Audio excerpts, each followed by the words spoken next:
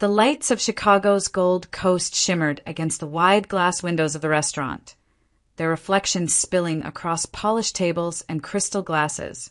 Soft jazz hummed in the background, the kind that made conversations sound elegant even when they were not. Allison Grant stepped through the doorway, her posture calm, her expression composed. She wore a slate blue evening dress, simple, graceful, unpretentious, yet it drew attention in the quiet way confidence always does. She was here for a business dinner. The event was hosted by one of Michael Foster's partners, and as they entered together, the maitre d' greeted them by name. Michael, tall, composed, with the quiet assurance of someone who had nothing left to prove, placed a light hand on her back as they walked toward the reserved table near the window. Allison didn't expect to see him there, but as her gaze swept across the room, she froze for the briefest second.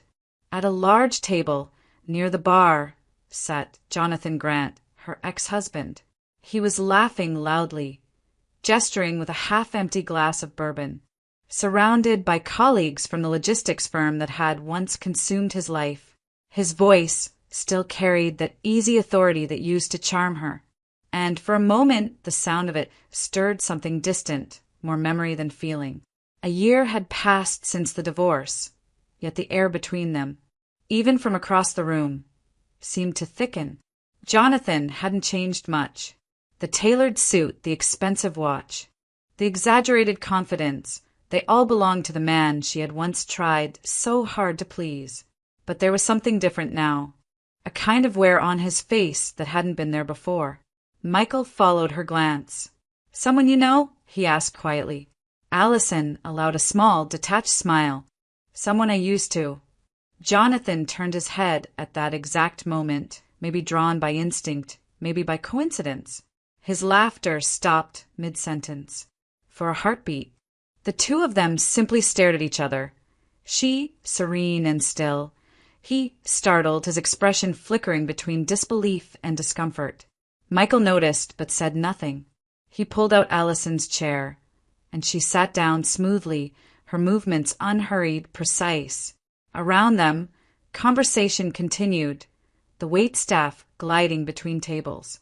Yet, at Jonathan's end, the laughter had lost its rhythm. One of his friends leaned in, murmured something teasing, and Jonathan forced a grin, lifting his glass again. He hadn't expected to see her like this, composed, radiant, completely unbroken.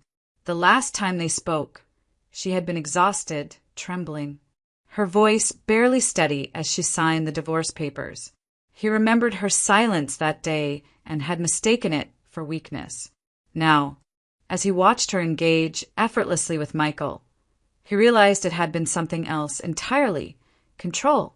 Allison felt his eyes on her, but refused to meet them again. She joined in the conversation at her table, discussing local art exhibits and upcoming fundraisers. Her voice was soft yet certain, the tone of a woman who no longer needed to justify her presence in any room. The waiter poured wine. Michael lifted his glass slightly toward her, and she smiled, a quiet acknowledgement between equals. Across the room, Jonathan tried to focus on his companions, but every sound seemed too sharp, the clink of cutlery, the faint echo of Allison's laugh. The woman who once orbited his world now existed beyond its reach. The realization stung more than he cared to admit. Allison, meanwhile, sat in the soft golden light, the cityscape glittering beyond the glass. For a brief second, as she lifted her glass to her lips, fragments of the past shimmered at the edge of her thoughts, the years she had spent being shaped, molded, diminished. The nights when silence had been safer than truth. The morning she had finally walked away. Michael leaned closer, his tone low. "You okay?" She nodded. "More than okay." Her words were simple, but in them lay the quiet triumph of survival. Outside, the city pulsed with life, the same city where, years earlier, a younger version of Allison had believed love could fix everything. Tonight, that belief felt like a lifetime ago. as the waiter cleared their plates. The hum of conversation faded into the background. Allison's gaze drifted once more toward the bar, not in longing but in closure. Jonathan was pretending to check his phone now, his posture stiff. She felt no satisfaction, no bitterness, only a strange, gentle distance, as if she were watching a story that no longer belonged to her. The jazz swelled softly. A cool draft from the entrance brushed against her shoulders. Somewhere deep inside, a door creaked open, the past calling to be told. And in that moment, as the laughter, the music, and the lights blurred into one, the flashback began to take shape, pulling her back to where it had all started, before the cage, before the silence, before she learned what dignity truly meant. The west side of Chicago was never quiet. Freight trains rumbled in the distance. Buses sighed at every stop, and the wind carried the smell of old brick and iron. In a narrow 2-bedroom apartment above a corner grocery, Allison Grant grew up with her mother, Margaret Hayes, a woman whose voice was both soft and steady, like the ticking of a clock that never stopped, no matter how hard life tried to break it. Her father had left when she was 3. There were no arguments she could remember, no final words, only the faint image of a man walking down the hallway, a suitcase brushing the doorframe. From then on, it was just the two of them, Margaret and her little girl, surviving on a teacher's salary and the quiet conviction that love could fill the space money couldn't. Their apartment was small but spotless. The kitchen always smelled of something simmering, soup in winter, stew in fall, and the window above the sink was lined with small plants that Allison insisted on naming. On Fridays, Margaret would sit grading papers while Allison drew stories in her notebooks, inventing characters who traveled to faraway places she couldn't yet pronounce. Margaret never complained about the long days at the elementary school where she taught. She would come home, take off her coat, and smile at Allison like the world outside had never worn her down. "We can't control how much we have," she would say, "but we can control how we treat people and how we carry ourselves when no one's watching." Those words settled deep inside Allison, shaping her in ways she didn't understand until much later. Books became her refuge. By 12, she was already reading short novels in French from the public library, tracing each word with her finger as if it might unlock another life. Spanish followed soon after. Then a fascination with how words could build bridges between people who'd never met. Margaret noticed early on and encouraged it. "If language is your gift," she told her, "then let it take you somewhere my feet never could." Every morning before school, they walked together to the bus stop, their hands wrapped around cheap coffee cups from the corner store. Allison would watch her mother greet neighbors, always with the same calm politeness that carried dignity even in a worn winter coat. That, more than any lesson from school, taught her what strength looked like: quiet, consistent, never needing to announce itself. By high school, Allison's grades drew the attention of her teachers.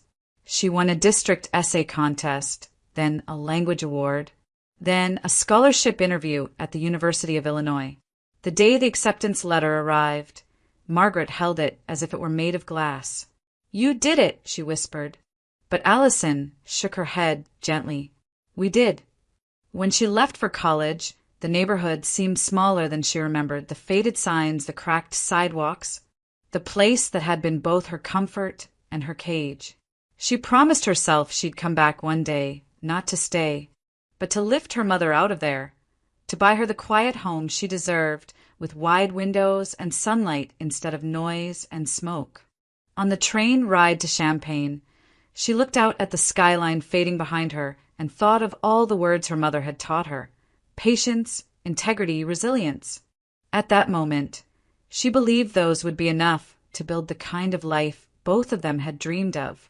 She didn't yet know that the very strength she learned in that small apartment would be tested in ways she couldn't imagine.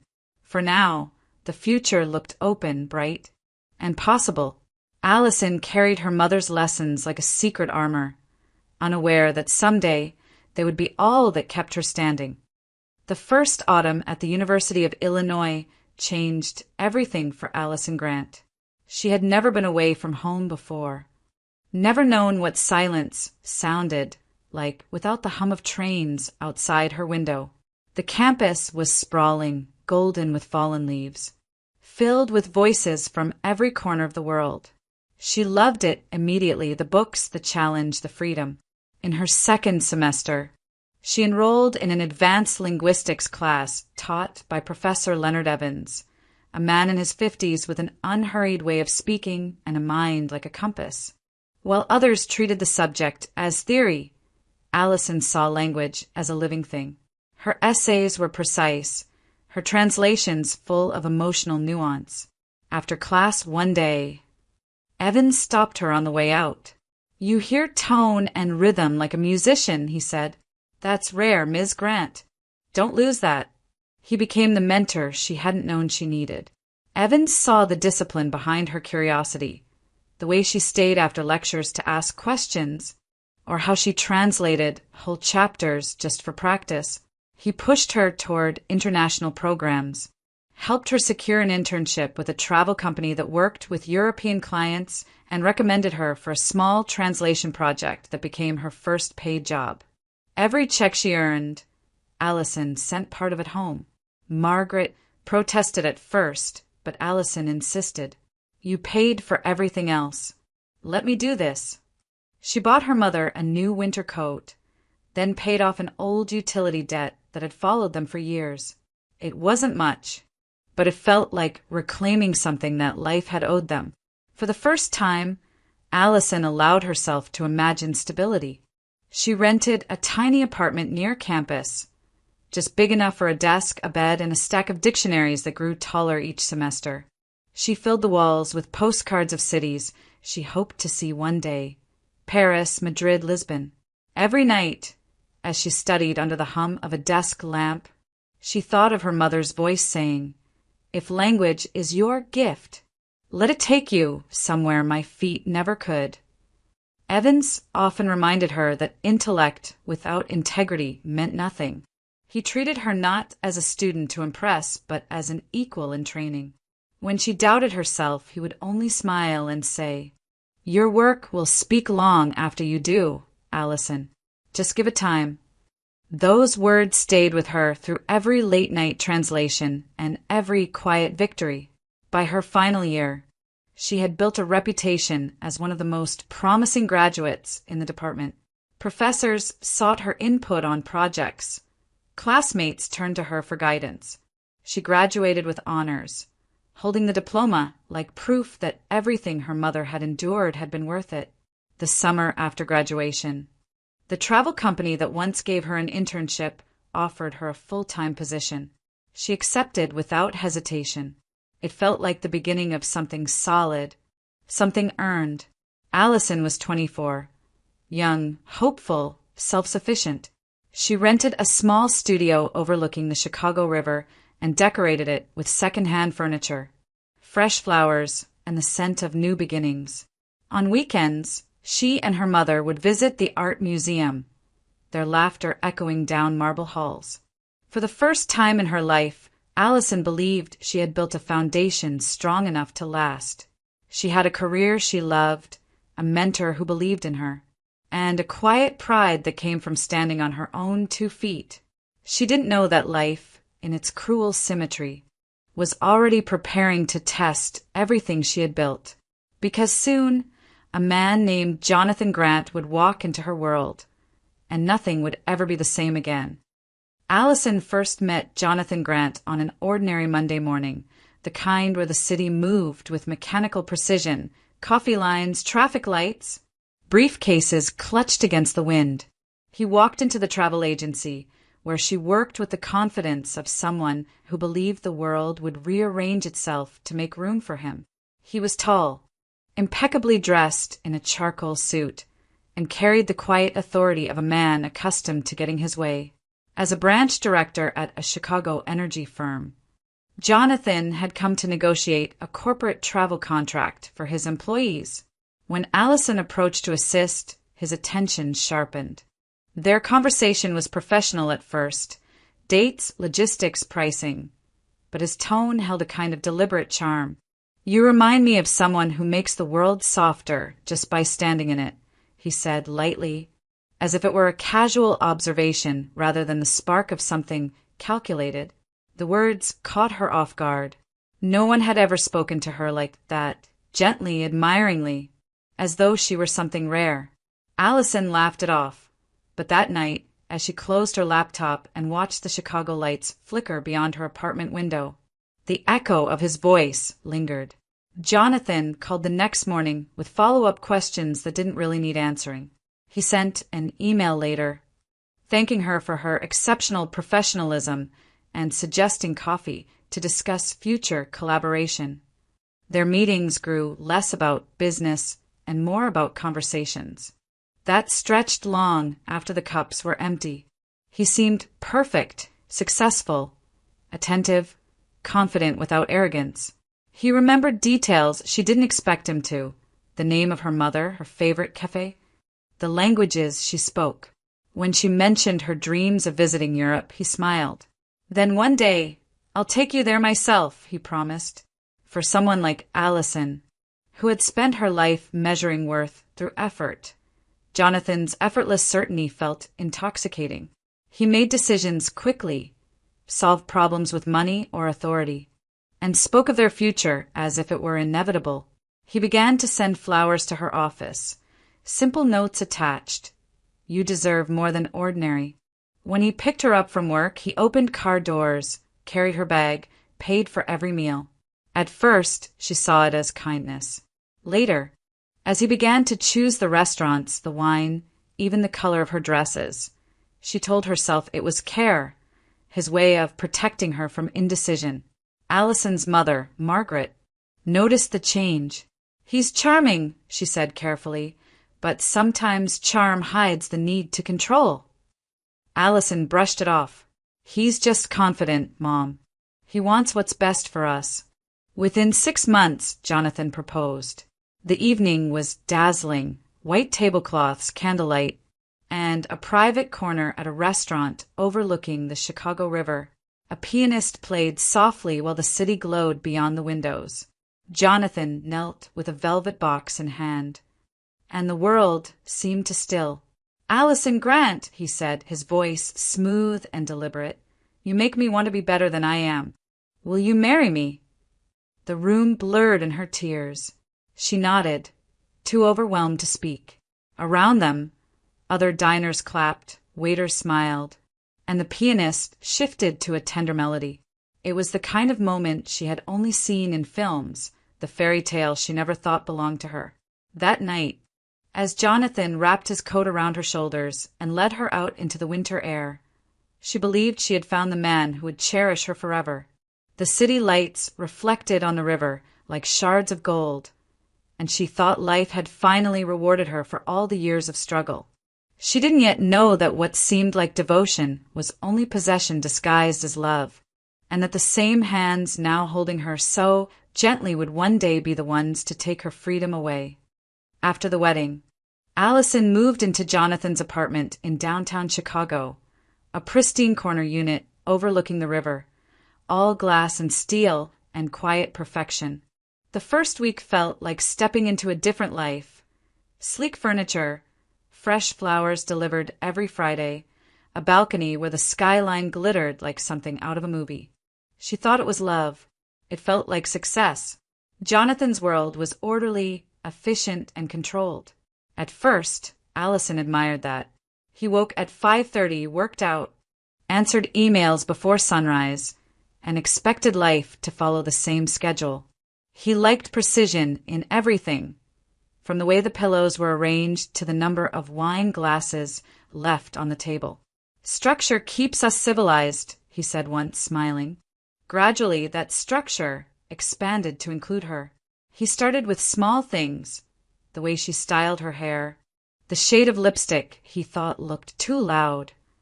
Then it became which friends she should keep, which ones didn't fit this new chapter. When she wanted to invite her old co-workers for lunch, he frowned. You don't need to surround yourself with small minds anymore. You're my wife now. That means something. Allison told herself it was love, that he just wanted her life to be easier, neater, safer.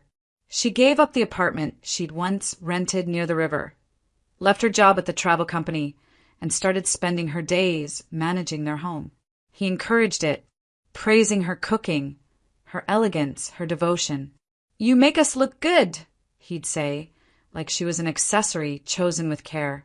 Her friends stopped calling as often. At first, she missed the chatter, the laughter that used to fill her evenings. But Jonathan's approval meant more than their messages. She convinced herself she was becoming the kind of woman he deserved. Calm, graceful, predictable. When Margaret visited the new apartment for the first time, she sensed something different in her daughter.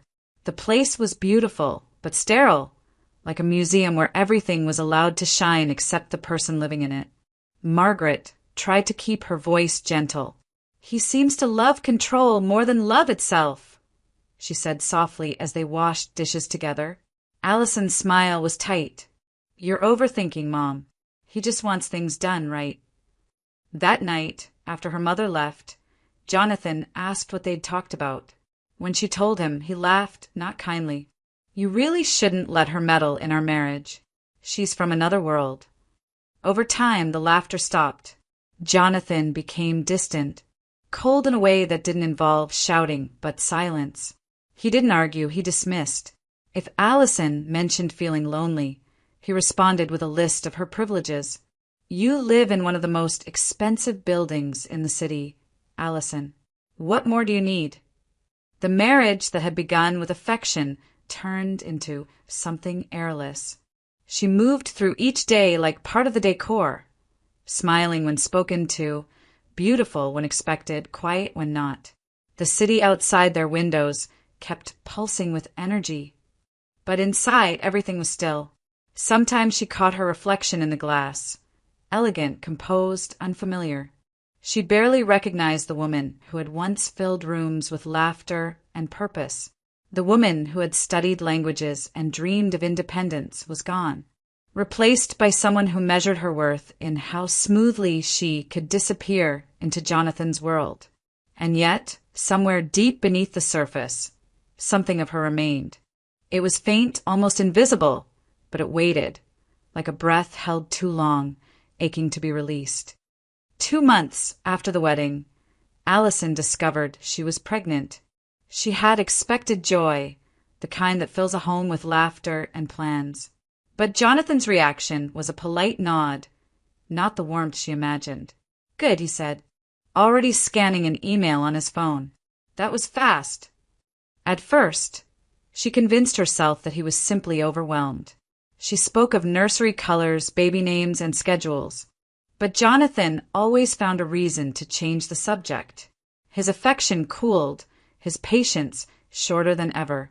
He began to correct her more often. How she spoke, how she sat, how she let herself go. When she grew tired, he rolled his eyes. "Other women handle pregnancy without turning it into a full-time drama," he said. "You're stronger than this, Allison, or at least I thought you were." The word stung more than she admitted. She had always prided herself on resilience, on being capable and composed. Now, she was too exhausted to fight back. The nausea, the endless appointments, the weight of carrying life inside her, it all blurred together into quiet endurance. Her doctor confirmed she was expecting twins. The nurse smiled, handing her the sonogram picture. 2 tiny shapes, fragile and miraculous. That evening, she waited for Jonathan to come home early so she could share the news. He arrived late, loosening his tie as he poured himself a drink. "Jonathan," she said softly, holding out the image.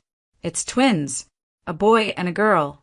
He looked at it for less than a second before asking, "At least one of them's a boy, right?"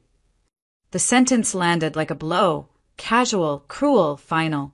He set the glass down, kissed her forehead mechanically, and went to shower. Allison stood alone in the living room, the sonogram trembling in her hands. The city lights flickered through the windows, indifferent to her breaking heart. From that moment, something inside her shifted. The illusion of the perfect husband began to crumble, piece by piece. Jonathan became impatient, distant, always busy. He avoided her doctor's visits, claiming important meetings, and dismissed every attempt at conversation. When Margaret visited to help her prepare for the birth, she saw the truth in her daughter's eyes. "He's not cruel in words," she told Allison quietly one afternoon, "but he's cruel in absence. That's worse." Allison smiled weakly, unwilling to burden her mother. "He'll come around once the babies are here." But he didn't. The night her labor began, a blizzard swept across the city. She called Jonathan first, but his assistant answered he was in Houston for a last-minute presentation. Her next call was to her mother. Margaret arrived within the hour, her coat still dusted with snow. The drive to the hospital was long and silent, broken only by Allison's short, sharp breaths. In the delivery room, the pain came like waves, unrelenting and raw. She reached for a hand that wasn't there, and it was Margaret's that held hers through every contraction, every cry. When the twins were born, a boy and a girl, healthy and small, Allison wept not only from relief, but from the ache of realizing Jonathan hadn't even tried to be there. The nurse asked if she wanted to call him. Allison shook her head. Not tonight. Hours later, the room was quiet except for the soft breathing of her children and the hum of hospital machines. Margaret sat beside her, stroking her hair gently. "You're not alone," her mother whispered. Allison looked at her newborns, their tiny hands curled into fists, and knew she was right. Jonathan's absence no longer hurt in the same way. It clarified. It showed her exactly what kind of love she was no longer willing to beg for. The years after Ethan and Sophie were born blurred into routine, a rhythm of feedings, diapers, school runs, and sleepless nights. What should have been a season of joy slowly hardened into something cold and predictable. Jonathan's absence became the rule, not the exception. He left before sunrise, came home after midnight, and spent weekends catching up on work. At first, Allison made excuses for him. She told herself he was building their future, providing for the family, doing what good husbands did. But as the months turned into years, she stopped believing her own words. The apartment remained immaculate, the meals perfectly timed, the twins well-behaved. Jonathan liked order, and Allison delivered it at the cost of herself. The woman who once translated languages and dreamed of the world now spoke only in the phrases of domestic life. "Dinner's ready. They've brushed their teeth. Good night." Jonathan's interest in the children was transactional. He liked parading them in front of guests, miniatures of his success. But when they cried, or when Sophie woke from nightmares, he would sigh, frustrated. "You need to teach them discipline, Allison. Don't let them grow soft." She said nothing, only nodded. Her silence had become habit, her smiles rehearsed. Her world grew smaller with every passing year. She rarely saw her college friends. They stopped inviting her after the third. Maybe next time. Even her mentor, Professor Evans, had retired and moved away. The only constant connection she had was with her mother.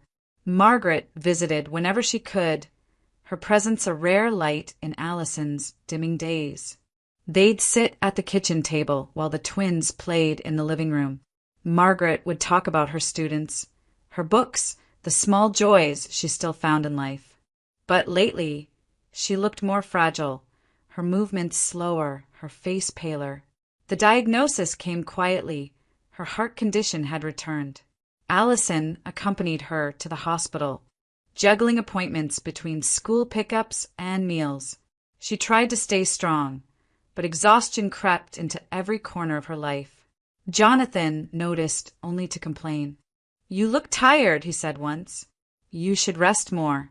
The kids don't need a mother who looks worn out." It wasn't concern. It was criticism disguised as advice. The apartment that once felt luxurious now resembled a cage lined with polished walls and expensive emptiness. Allison stopped dressing up, stopped playing music, stopped caring about dinner parties. The city outside still pulsed with ambition and noise, but from her window it all looked distant, unreachable. At night, after the twins were asleep, she would sit by the window and watch the trains snake across the river bridges. She wondered what kind of woman she might have become if she'd taken a different path, if she'd kept working, kept dreaming. Sometimes she imagined a parallel life, one where she translated books, traveled abroad, met people who valued her for her mind, not her silence. But those thoughts faded with the dawn. There were lunches to pack, errands to run, bills to manage. One evening, while folding laundry, Allison looked up at her reflection in the darkened window. For a moment, she didn't recognize herself.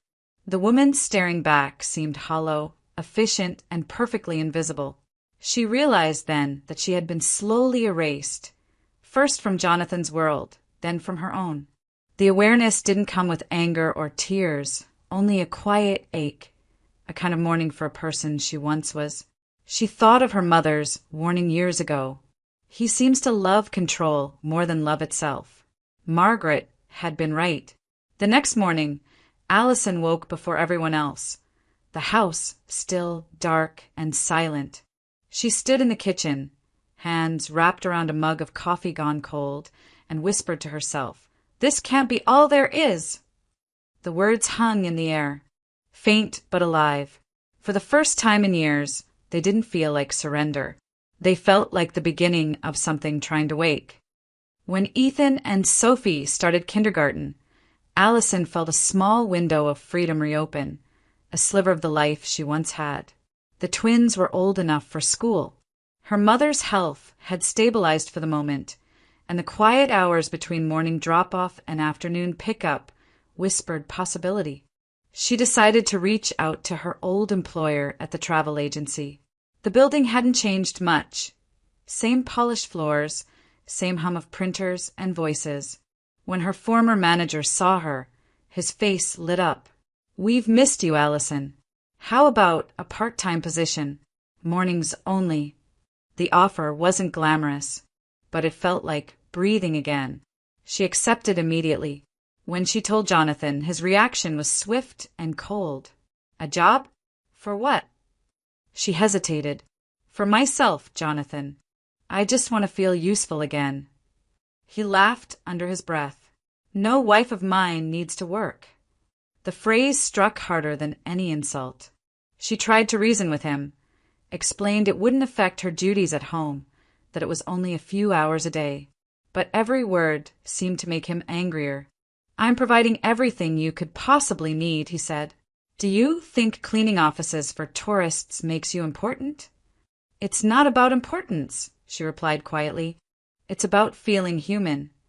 Jonathan's expression hardened. "You have everything a woman could want, and yet you're still not satisfied. Maybe the problem isn't your life, Allison. Maybe it's you." The conversation ended with slammed doors and silence. Still, she took the job. Each morning she packed lunches, walked the twins to school, then rode the train downtown. For a few hours each day, she was herself again, competent, surrounded by people who remembered her as something other than Jonathan's wife. She helped coordinate conferences, booked corporate trips, and even reconnected with an old colleague who admired her resilience. But the freedom was fragile. Jonathan's disapproval seeped into every corner of her life. He began to forget to deposit the household allowance, forcing her to dip into her small paycheck to cover groceries. He complained about dinners being late, about the house not being spotless. "You wanted to play career woman," he sneered one night. "Then don't expect me to pick up the slack." Allison said nothing. She had learned that arguing only made the walls close in tighter. Then came the night everything changed. She returned home early one evening. Her shift cut short because of a power outage at the office. Jonathan's car was in the garage, though he had told her he'd be at a business dinner. She set her bag down, noticing the faint sound of laughter from his study. Curiosity, or maybe instinct, drew her closer. Through the cracked door, she heard his voice. "No, baby. She doesn't suspect a thing. She's too busy pretending to be important at that stupid travel agency." The woman on the other end giggled. Jonathan chuckled softly. "You're different, Rachel. You know how to keep things interesting." Allison's stomach clenched. She stepped back quietly, her pulse hammering in her ears. The house felt colder, emptier, even as his voice filled it. That night, when Jonathan emerged from his study, she confronted him. "Who is she?" He stared at her for a moment, then smiled a sharp, dismissive smile. "Don't start, Allison. You've been neglecting everything here. What did you expect?" When she didn't respond, he stepped closer, his voice low and venomous. "You forgot your place, Allison." Something in her broke, not loudly but completely. She didn't scream, didn't cry. She simply looked at him as if seeing him for the first time. The man who once held her hand through candlelight dinners now stood before her, small and cruel beneath his expensive suit. Jonathan stormed out, slamming the door. The echo lingered long after he was gone. That night, Allison sat alone in the dark, her phone cold in her hand, listening to the twins breathing softly down the hall. Her heart no longer ached. It felt emptied, scraped clean of hope. And somewhere in that silence, a single truth formed, clear, steady, undeniable. She was done. Allison left the apartment on a gray morning, taking nothing more than her clothes, her laptop, and a stack of children's drawings. The silence in Jonathan's condo followed her out the door, heavy but final. She drove to her mother's small house on the edge of Oak Park, where Margaret greeted her with tired eyes and open arms. The house smelled like chamomile tea and old books. There, life moved at a gentler pace. Allison turned one of the spare rooms into a workspace, setting up a modest desk by the window. With a borrowed microphone and an aging laptop, she began teaching Spanish lessons online. It wasn't glamorous, but it was hers. Between classes, she took freelance translation projects, finding comfort in the steady rhythm of words. Each sentence she translated reminded her of who she used to be, someone capable, patient, alive. Margaret's health, though, was fading. Her heart condition had grown worse, and despite medication, her strength waned by the week. Allison took care of her the way her mother once cared for her, making soups, driving her to appointments, holding her hand during long afternoons of silence. One night, Margaret called her to the bedside. "You've always been kind," she whispered, her voice faint but clear. "But don't let kindness be your prison." Those were the last words Allison ever heard her mother say. Margaret passed away peacefully a few days later, leaving behind a note folded neatly inside her favorite book. The handwriting trembled, but remained unmistakably hers. "Don't live small to make others comfortable. Don't let kindness be your prison." Allison held the letter to her chest, tears blurring the ink. It wasn't just advice, it was permission to start over. In the months that followed, grief and purpose became her companions. She worked late into the night, took certification exams to regain her professional credentials, and reached out to old contacts in the language community. Through a mutual acquaintance, she learned that Professor Leonard Evans, now retired, was seeking a consultant for a nonprofit translation project assisting immigrant families. Their reunion was quiet but full of unspoken warmth. "I always knew you'd come back to this," he said, shaking her hand. "Some talents don't fade, they just wait." Working alongside Evans reignited something inside her. The work was demanding yet meaningful, the kind that didn't just pay bills but restored dignity. She began to smile again, Not the practiced smile of survival, but the real one, soft, tired human. It was through one of these community events that she met Michael Foster again. He had been a client from her travel agency years ago, now managing a financial consulting firm. Time had mellowed him. His kindness carried no agenda, his questions no judgment. They spoke easily about work, books, life's unpredictable turns. Michael admired her calm strength. Allison appreciated his quiet steadiness. Their connection unfolded naturally without urgency. He didn't ask about Jonathan, and she didn't offer. What mattered was the present, the shared laughter over coffee, the comfort of conversation without pretense. By the following spring, Allison had found balance again. Her days were simple but full. Mornings teaching online, afternoons translating. Evenings spent walking through the quiet streets of Oak Park. She planted flowers in her mother's old garden, watched the twins play in the sunlight, and felt, for the first time in years, that life belonged to her again. The woman who once lived under someone else's control now woke each day guided only by her own choices. There was still grief, still memory, but they no longer ruled her. Allison wasn't chasing perfection anymore. She was simply living, and that finally was enough. The restaurant glittered with candlelight, the hum of laughter blending with soft piano notes.